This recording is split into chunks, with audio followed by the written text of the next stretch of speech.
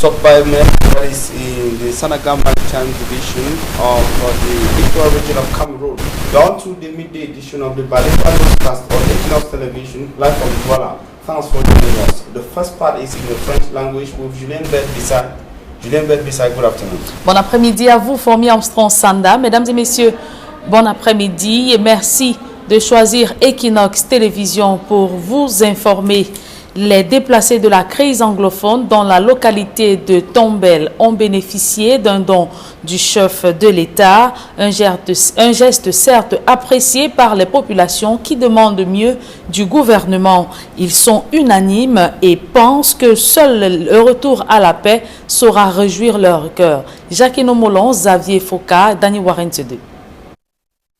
Tombel, dans le département du Coupé Manengouba, région du sud-ouest, désormais ville fantôme, où rien ou presque ne vit.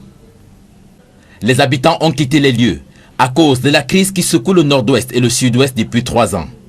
Les populations souhaitent rentrer chez elles et que la vie reprenne son cours normal. La seule chose de résoudre le problème, c'est de mettre nous voulons que la paix dans notre pays, pour que tout le monde rentre chez lui. Les habitants de Tombel demandent le retour à la paix, ce qui leur permettra de renvoyer les enfants dans les écoles, pour la plupart fermés depuis belle lurette. La rentrée scolaire pour nos enfants, parce que c'est ça qui est l'essentiel. Donc il n'y a pas l'éducation et il n'y a pas d'avenir. C'est dans ce contexte que les déplacés de la crise anglophone de la localité de Tombel ont eux aussi bénéficié du don spécial du chef de l'État. Un don sur lequel ces derniers ne crachent pas, mais attendent davantage et bien mieux des autorités camerounaises. Il faut qu'on fasse tous pour que la paix rentre dans ce pays, surtout dans les régions anglophones. Parce que sans ça, toute autre chose, c'est rien. On ne peut pas être très satisfait. C'est la paix qu'il faut dans ce pays. Nous sommes déjà à bout. Tombel est l'une des villes qui a essuyé les attaques des groupes séparatistes, attaques qui ont contraint les populations à quitter les lieux et trouver refuge ailleurs. Dans l'incapacité d'anticiper sur les grognes sociales et les mutineries, le gouvernement veut réactiver le renseignement prévisionnel. Lors d'une réunion de sécurité, le ministre de l'administration territoriale a mis en garde les fauteurs de troubles et les meneurs de la mutinerie. Marcelin Gransop, Joël Essengé. Les incidents qui se sont produits en début de semaine dans les prisons de Yaoundé et de Buea ont exposé la défaillance de notre système de renseignement prévisionnel. Voilà qui irrite les hautes autorités de la République, pour qui rien ne doit plus se passer ainsi. Yaoundé est la capitale du Cameroun et abrite le siège des institutions de l'État. C'est pour cette raison qu'aucun désordre, de quelque nature que ce soit, ne saurait être toléré et ne doit sur aucun prétexte prospérer dans la ville de Yaoundé. Les récents événements à la prison centrale de Kondéji nous interpellent tous en conséquence. Le chef de l'État m'a instruit de vous répercuter ces très hautes directives qui consistent notamment à 1. Relever le niveau de vigilance. 2. Renforcer la recherche du renseignement prévisionnel. Aussi, le MINAT a-t-il recommandé aux autorités administratives et forces de maintien de l'ordre l'utilisation de tous les canaux légaux en vue d'obtenir les renseignements stratégiques et ainsi anticiper surtout les complots visant la déstabilisation des institutions de la République. Les autorités administratives et les responsables de forces de maintien de l'ordre doivent activer tous les réseaux de renseignement à même de permettre aux plus hautes autorités de la République d'agir rapidement. Aucune activité insurrectionnelle ne doit prospérer ni à Yaoundé ni ailleurs dans la République. Le respect des institutions républicaines et celui qui les incarne, son excellence Paul Biya, est un impératif catégorique. Voilà qui nécessite un travail en synergie impliquant tous les maillons de la chaîne du renseignement. Les fonctionnaires de la police doivent toujours faire remonter en temps réel les renseignements auprès du délégué général de la sécurité nationale. Le personnel de la gendarmerie nationale doit en faire autant au secrétaire d'État en charge de la gendarmerie nationale. Les services de renseignement militaire doivent également informer en temps réel le ministre délégué à la présidence chargé de la défense. C'est cette synergie d'action qui permettra au chef de l'État de disposer toujours la bonne information. Paul Atanganji a saisi cette occasion pour appeler à l'ordre la police municipale, principalement celle de Yaoundé, caractérisée par des comportements irresponsables. S'agissant des activités de la police municipale, j'engage les autorités à veiller à leur encadrement scrupuleux. En tout état de cause, les agents de la police municipale dans la ville de Yaoundé devront toujours agir avec souplesse et responsabilité. La police municipale doit entretenir le dialogue avec les citoyens et éviter les scènes de brutalité qui peuvent dégénérer en affrontement. Le Minat a mis en garde ceux qu'il qualifie d'apprentis sorciers et de fauteurs de troubles. Ils trouveront désormais sur leur chemin, a-t-il martelé, dans un ton martial, la rigueur de la loi. Et le ministre de l'Administration territoriale demande le renforcement de contrôle des activités de transport urbain, notamment le secteur des mototaxis, un foyer d'insécurité au Cameroun. Je vous propose de suivre cette réaction de Paul Atangandi au micro de Kinox Télévision. Une attention particulière au secteur des transports, surtout le phénomène des agressions dans les taxis. C'est devenu récurrent. La même vigilance devra être accordée au secteur des mototaxis, où se regroupent parfois des bandits de grand chemin. Certains conducteurs de mototaxis n'hésitent pas à dépouiller leurs clients ou à lâcher les sacs des femmes au passage. Au regard de ces délits récurrents, je demande aux autorités administratives et aux responsables de forces de maintien de l'ordre de mettre hors d'état de nuit ces bandits de grand chemin qui tentent de perturber la quiétude de nos populations. Mais vous devez savoir que l'ennemi ne dort jamais. C'est pour cette raison que le chef d'État nous a prescrit la vigilance de tous les instants. Il faut que le Cameroun demeure un pays de paix, un pays stable. Dans cette veine, les autorités administratives doivent accompagner et encadrer les partis politiques en s'assurant qu'elles mènent leurs activités dans le strict respect des lois et des règlements de la République. Parlons éducation à présent. Échec massif en spécialité mécanique automobile au baccalauréat technique session 2019. Les parents des candidats recalés à cet examen ont perdu le sommeil.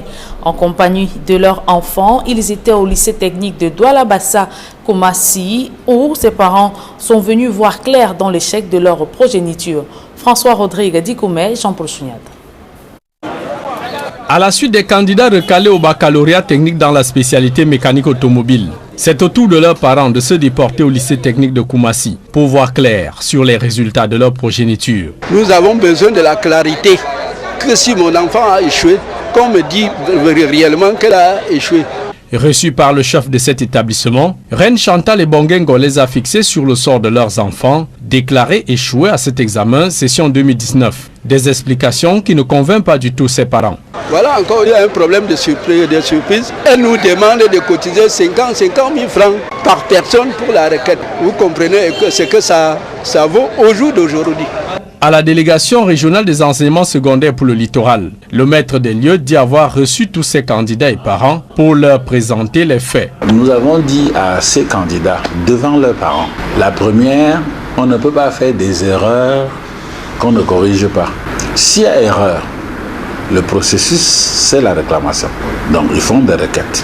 Sur les conditions d'élaboration de toute requête à adresser à l'office du baccalauréat, le délégué régional réitère que Madame le proviseur n'y a rien ajouté de fantaisiste. On dit dossier exigé, une demande manuscrite du candidat portant l'avis favorable de son chef d'établissement, un carnet de notes de 3 trimestres ainsi que leur photocopie, un récapitulatif annuel des bulletins de notes portant une moyenne de moins 11 sur 20 et prévoir en cas de recevabilité de la demande. Du moins, plusieurs candidats recalés ont brandi leur carnet de notes avec des moyennes annuelles de plus de 11 sur 20. Ces candidats n'ont plus que quelques jours pour constituer leur requête dans l'espoir de décrocher leur examen. 48 heures après, nous n'avons pas encore reçu de requête liée à cet examen. Comme quoi vos portes sont toujours ouvertes? Les portes sont toujours ouvertes. D'autres candidats recalés continuent de s'interroger sur l'absence de leur nom dans la base de données de l'Office du baccalauréat du Cameroun.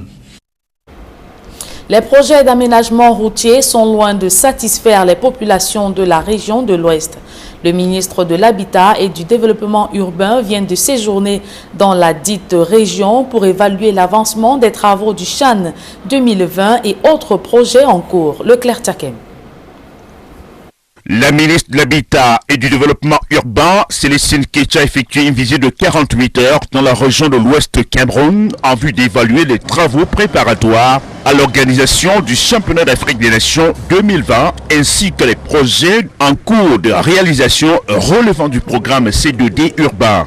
Pour ce qui est de la voirie urbaine, le type de chaussée choisi est le béton compacté au rouleau qui, selon l'entreprise qui réalise les travaux, est une nouvelle technologie en matière de construction des routes. Les populations de la ville de Bafoussam saluent l'introduction de cette nouvelle technologie et émettent quelques réserves au niveau du comportement de cette chaussée en béton compacté. Les experts nous ont dit que c'est une technologie nouvelle, c'est vrai, au Cameroun, et Bafoussam était l'une des premières villes à bénéficier de cette nouvelle technologie, et que la garantie qu'ils nous avaient faite, c'est que cette nouvelle technologie était la bienvenue parce que ça allait mettre long, ça a une durée de vie d'au minimum 30 années. On est tombé sur le charme de cette nouvelle technologie, sauf que quand on regarde la réalité sur le terrain, on a quelques frayeurs, parce qu'après quelques mois qu'on a posé ce nouveau rouleau-là, on constate déjà beaucoup de fissures sur la route. On se pose bien des questions de savoir est-ce que finalement le moins cher n'a pas été cher, puisqu'on nous a dit que ça va mettre l'or et c'est moins coûteux. Bon, c'est d'ici 2 ou 3 ans que nous allons savoir si c'est durable que l'ancien goudron, le bitume que nous connaissons là. Mais déjà avec les fissures que nous voyons sur la route, c'est un peu inquiétant. Sauf un technicien pourra nous dire si c'est durable. Madame la ministre a entendu, écouté, puis prescrit les recommandations. D'ici fin août, d'être prêt à recevoir l'inspection de la CAF qui sera ici à Bafoussam. Cela suppose que l'état dans lequel on va trouver les routes sera un état acceptable. Le gouverneur veillera à s'assurer que tout se met en place et que vous êtes mobilisés, parce que vous n'étiez pas mobilisés du tout. Quand un chantier est en retard, quand vous arrivez sur un chantier en retard, ça fourmille de partout, ça se voit que vous êtes en état d'urgence. Donc faites le maximum pour vous remobiliser sur le terrain et avancer avec le chantier. Ceci n'est pas tombé dans les oreilles des sourds. Les chefs d'entreprise ont pris l'engagement de respecter le délai, non sans émettre quelques doléances. Les voies sont en état de circulation exceptionnelle. Nous avons payé des bitumes à total pour le moment, nous n'en avons pas en stock. Donc, c'est obligé de s'arrêter un peu comme ça là, madame. Madame la ministre, je peux faire quelque chose à son niveau pour que le paiement soit un peu rapide. Vous savez, ces travaux, c'est des travaux qui consomment énormément de l'argent. Alors, quand elle ne compte pas parfois 2 mois, elle n'est pas payée, ça bloque, ça nous bloque. Donc, c'est vraiment nos doléances que je pose. Au sorti de la réunion du débriefing, Madame la ministre a fait signer les lettres d'engagement aux chefs d'entreprise prestataires en vue du respect des délais. Bafoussam ayant été choisi pour abriter une des poules du CHAN 2020 qui se joue au mois de janvier. À l'étranger, en Tunisie, des heures après le décès du président Bédi Caïd Essebsi, Mohamed Ennaker est le président par intérim. L'ancien président du Parlement tunisien, qui a prêté serment hier, exercera le pouvoir pendant une période allant de 45 à 90 jours selon la constitution tunisienne. Reportage. Après la mort du président tunisien Béji Caïd Essebsi, le président de l'Assemblée des représentants du peuple, Mohamed Ennaker, a succédé à la présidence par intérim de la République. Nous sommes convenus d'appliquer l'article 84 de la Constitution en raison de la vacance permanente du poste de président de la République. La Constitution stipule que le président par intérim prête serment pour statuer temporairement pendant une période minimale de 45 jours et maximale de 90 jours. Par ailleurs, le premier vice-président du Parlement, Abdel Fattah Mourou, et le vice-président du mouvement islamique Ennahda dirigeront le Parlement. La Tunisie dispose d'un arsenal juridique et constitutionnel ainsi que d'institutions étatiques stables. Toutes les parties prenantes respecteront le processus de transition démocratique. Nous sommes donc convaincus que toutes les procédures juridiques seront respectées pendant la transition en cours du pouvoir. Le Premier ministre Youssef Chahed a appelé le peuple tunisien à l'unité nationale au service de l'intérêt suprême de la Tunisie, ainsi qu'au respect des dispositions de la Constitution et à la cohésion autour des autorités constitutionnelles. En l'absence de la Cour constitutionnelle, le président de l'autorité provisoire de contrôle de la constitutionnalité sera appelé et le président de la Cour de cassation sera consulté. Le gouvernement et le Parlement ainsi que le président par intérim sont maintenant responsables de la stabilité du pays. Le Premier ministre tunisien a annoncé 7 jours de deuil national avec la mise en berne des drapeaux dans les bâtiments publics. Et la deuxième partie de ce journal est en langue anglaise avec vous, Fomi Armstrong Sanda. Good afternoon once again. Bon après-midi, Julien Bed-Bissai. Viewers, thanks for staying with us in the second segment of news in the English language. The newly installed Pro-Chancellor of the University of Bamenda has been urged to work in collaboration with stakeholders in order to ensure a smooth functioning of the University of the future, that is the University of Bamenda. The call came from the Minister of State, Minister of Higher Education, Professor Jacques Famendongo. Mbustela completes the story from Bamenda. A presidential decree of 11th July 2019 appoints Professor Samir Beban-Chumbo as Pro-Chancellor to the University of Bamenda. He replaces Professor Vogo Dominique, who held that position since September 2011. A minute of silence is observed in his honor during the installation ceremony. May his soul, once again, through the mercy of God, rest in perfect peace. In Bamenda to commission the newly appointed was the Minister of State, Minister of Higher Education, Professor Jacques Famindongo. It is on this note of trust, confidence, and advice I solemnly declare Professor Chumbo Beban Semi installed as the Pro-Chancellor of the University of Bamenda. The 66-year-old Professor Samir Beban Chumbo and son of the Northwest is asked to use his professional experiences to serve the higher education system through the University of Bamenda. I ensure that the strategic development plan of the university exists and is properly approved and executed. Oversee the vote of the future and ensure that its execution scrupulously and judiciously respect the laws and regulations of the Republic. Endeavor to advise the Vice Chancellor on the regular payment of all categories of persons and see to it that man-made delays are reduced or completely eliminated. The ceremony took place at the university's hall. The institution's attendance has been greatly affected by the Anglophone crisis. The Minister of State, Minister of Higher Education calls on the newly installed to collaborate with all stakeholders in ensuring students study in a conducive environment. The installation ceremony took place at the Bambili University of Bamenda campus, that is UBA. And the conveners of the Anglophone General Conference say the crisis hitting the northwest and southwest regions of Cameroon is a Cameroonian affair and should be handled by Cameroonians. This statement was made during the meeting in Buea Wednesday, July the 24th, for a preparatory meeting. The Anglophone General Conference continued to decry the crisis which has brought untold suffering to the people of the northwest and southwest regions. In a release, the AGC reiterates its stance on the crisis as it calls on the government of Cameroon to release all those arrested and open a a broad-based dialogue because the problem should be solved by Cameroonians. The Anglophone General Conference conveners equally reiterate its stance and called on both parties to ensure the possibility of a dialogue that can solve the problem that is worsening in the two English-speaking regions of Cameroon. Conveners of the AGC equally condemned material destruction like the shutting down of Cameroon Development Corporation, that's the CDC, and PAMOL found in the southwest region of Cameroon.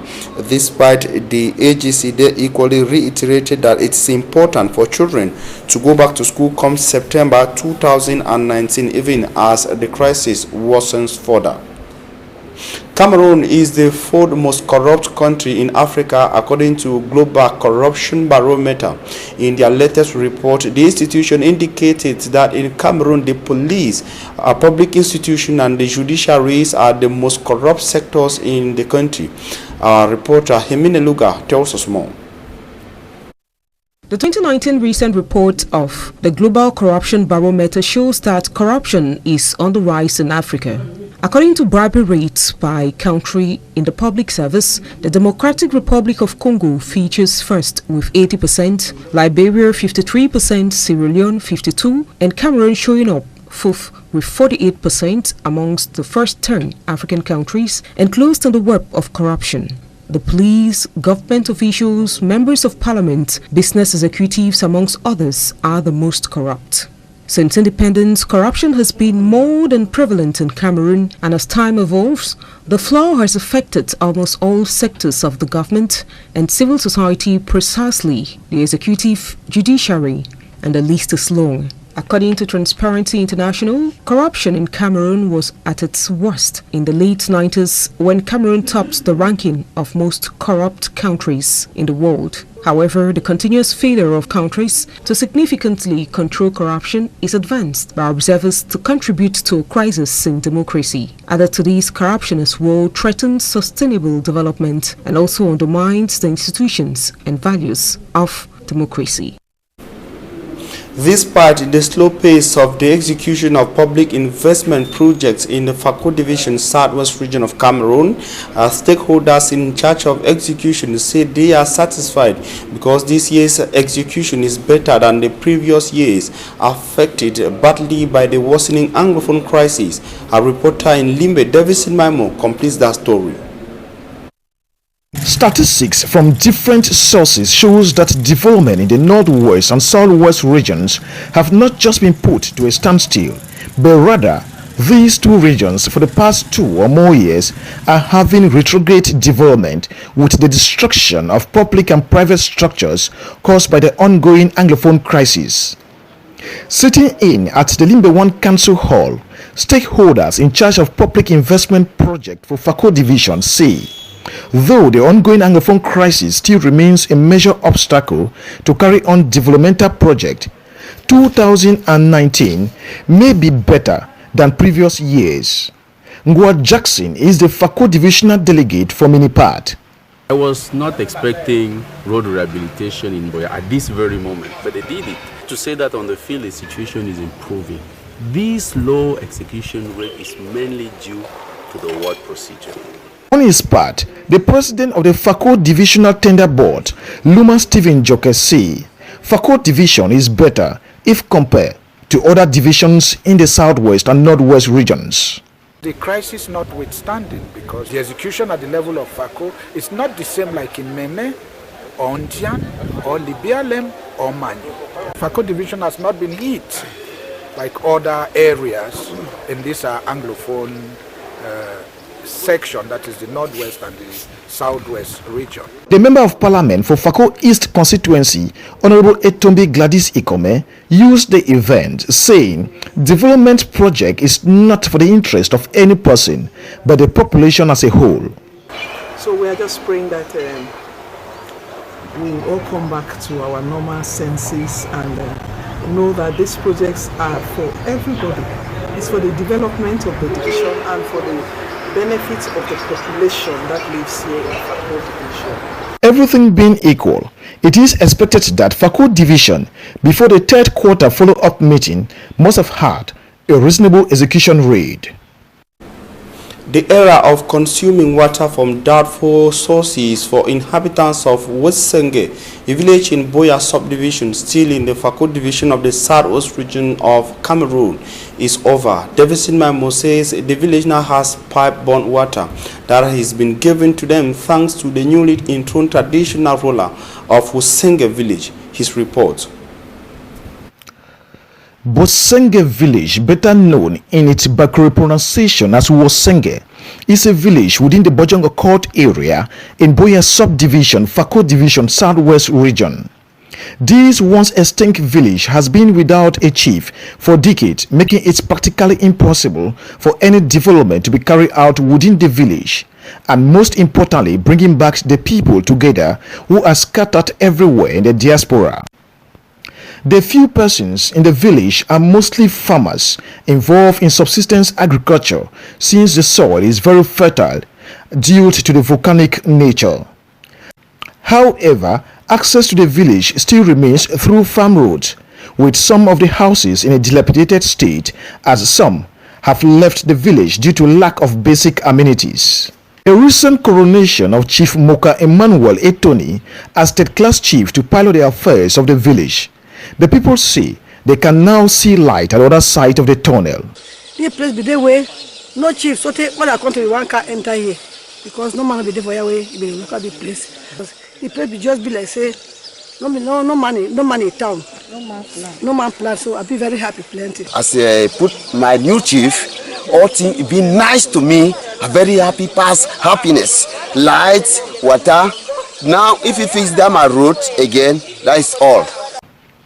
Chief Moka Etoni say to catapult the development of the village, there is a need for the indigenous people in the diaspora to come back home. We have make all possible means to bring water in the village. We have also made the possibility for us to have light, which was not there. He continued to say roads and streets remains the preoccupation of the people.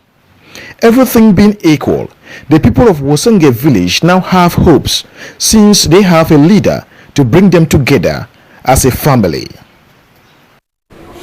And the president of the board of administrative officers of the group Pichini, that is a group in charge of the construction of the Olembe sports complex in the nation's political capital Yaoundé, says the edifice will be ready and available in the hands of the government of Cameroon by the end of this year. Manjikan Gebre tells us more. The construction works at the 60,000 capacity seater Olembe Sports Complex have been on a halt for some months now as a result of financial misunderstanding between Cameroon's government and Grupo Pichini. It was for this reason that the president of the board of administration, Grupo Pichini, met with Finance Minister Louis-Paul Motaze to clear the air about the construction of the stadium. According to the president of the board of administration of Grupo Pichini, he came to reassure Cameroon about the completion of the work by the end of this year. 5 months is left for the year to come to an end. The president of the board of administration of Grupo Pichini says the stadium will be operational in 2020. We have recorded a lot of progress, and we want to assure Cameroonians that they will have one of the best stadiums not only in Africa but in the world. Attempts by journalists to get from Makonnen Asmaron when work will effectively start at the stadium didn't receive any response. Works at the Olembe Stadium stopped because of the lack of finance to pay the workers that resulted to several strike actions. Recently, Grupo Pichini, through a media release, said they didn't abandon the construction work but that Cameroon must respect its own part of the agreement. The meeting with the Minister of Finance certainly is a sign of good days ahead. The project to complete the 60,000 seater capacity stadium was supposed to be done and dusted by March 2019.